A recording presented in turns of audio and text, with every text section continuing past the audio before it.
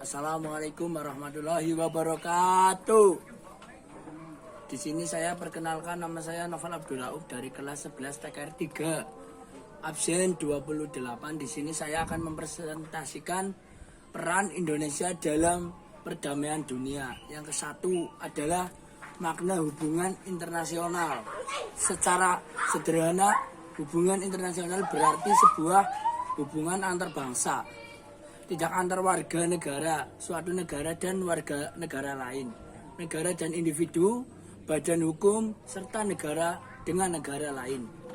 Namun bila dilihat dengan lebih mendalam, hubungan internasional merupakan studi mengenai interaksi aktif antara beberapa aktor yang berpartisipasi dalam politik internasional yang meliputi negara-negara, organisasi internasional, organisasi non-pemerintah, dan kesatuan subnasional. Dua, pentingnya hubungan internasional bagi Indonesia. Yang ke-1 yaitu faktor interval. Faktor interval yaitu kekhawatiran terancam kelangsungan hidup sebuah negara. Kelangsungan hidup sebuah negara dapat terancam karena kudeta, intervensi negara lain. Yang kedua adalah faktor eksternal, yaitu suatu negara tidak dapat berdiri sendiri tanpa bantuan dan kerja sama dengan negara lain. Yang ketiga adalah ada politik luar negeri. Luar negeri Indonesia dalam menjalin hubungan internasional. Kebijakan politik luar negeri Indonesia tidak terlepas dari pembukaan Undang-Undang Dasar Negara Republik Indonesia tahun 1945, tahun pada alinea tentang tujuan negara, yaitu ikut serta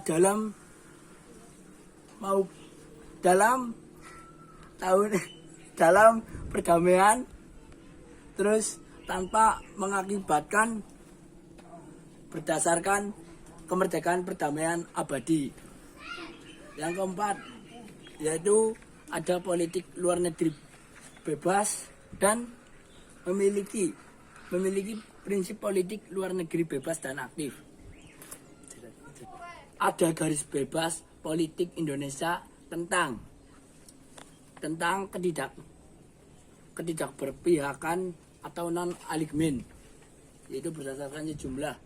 Ada contoh satu saja ya guys, ada satu saja, tanpa mengikuti diri pada fakta-fakta militer yang ada berusaha menghapus atau tidaknya mengurangi ketegangan internasional yang lahir karena pertentangan terus dan blok dunia.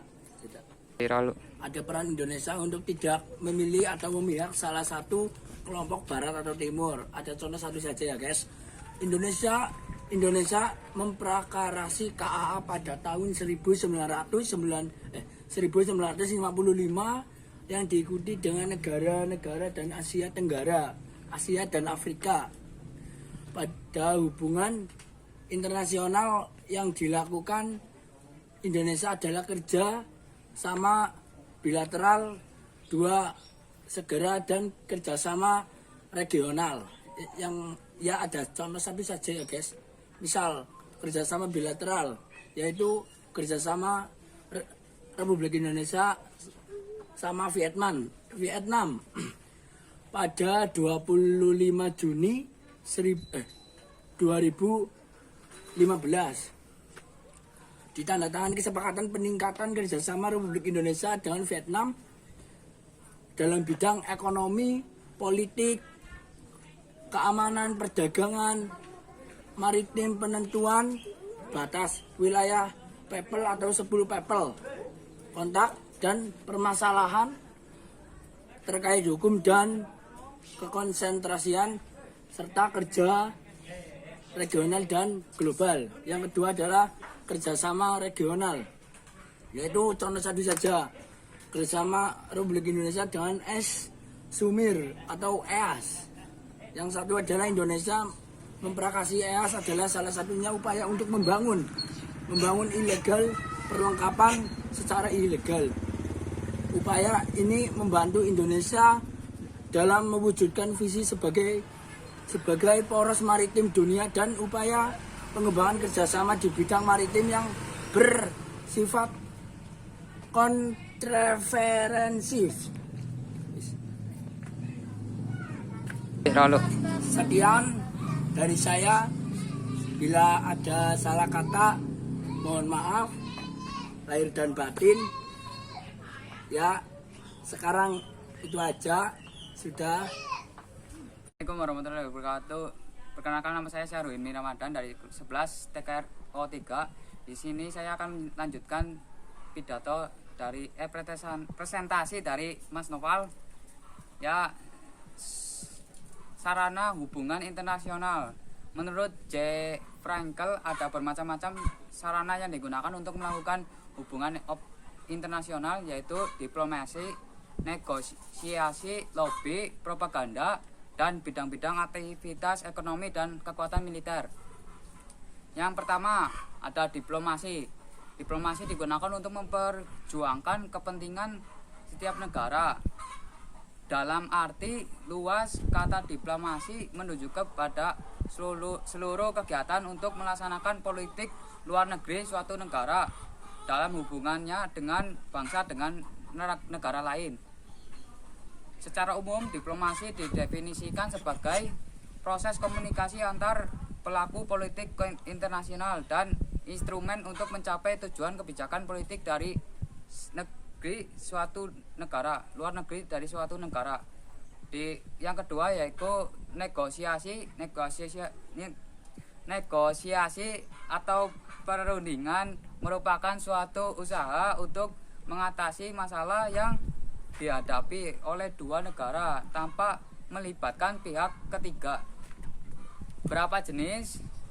Negosiasi adalah perundingan yang diadakan dalam rangka perjanjian oleh suatu negara tertentu. Yang ketiga yaitu lobby. Lobby merupakan kegiatan politik yang dimaksudkan untuk mempengaruhi negara tertentu. Tujuannya adalah memastikan bahwasanya pendengar atau kepentingan suatu negara dapat tersampaikan sehingga kerjasama yang dilakukan akan dapat terlaksana. Propaganda. Yang keempat adalah propaganda. Propaganda merupakan salah satu usaha sistematis yang diadakan untuk memenuhi pikiran, emosi, dan tindakan atau kelompok untuk kepentingan masyarakat dan lain-lain. Yang kelima adalah ekonomi. Ekonomi tidak perlu ditangani oleh pemerintah, tetapi diserahkan kepada lembaga internasional. Secara ekonomi dapat dipakai atau masa damai, misalnya propaganda dan bantuan internasional ketika terjadi bencana. Peran Indonesia dalam menciptakan perdamaian dunia, organisasi internasional. Yang ke-1, peran Indonesia di Perserikatan Bangsa-Bangsa atau disingkat PBB. A. Pembentukan PBB, Unit Nasional UN atau Perserikatan Bangsa PBB merupakan sebuah organisasi internasional beranggotakan hampir seluruh negara di dunia. PBB lahir melalui gagasan yang dimunculkan oleh beberapa pemimpin negara untuk menyelesaikan generasi mendatang dan berencana perang dan mewujudkan perdamaian dunia yang adil. Yang kedua adalah Indonesia dan peran PBB. Indonesia secara resmi menjadi agenda Perserikatan Bangsa-Bangsa atau PBB pada tahun 1988. Pada tahun 1950 sebagai anggota ke-60 PBB. Yang Indonesia keluar dari PBB pada tahun 1943. Namun kembali menjadi anggota PBB pada tanggal 28 September 1966. Yang ketiga, peran aktif Indonesia. Indonesia berperan aktif dalam PBB. Peran aktif Indonesia dalam PBB ditunjukkan dalam hal-hal berikut.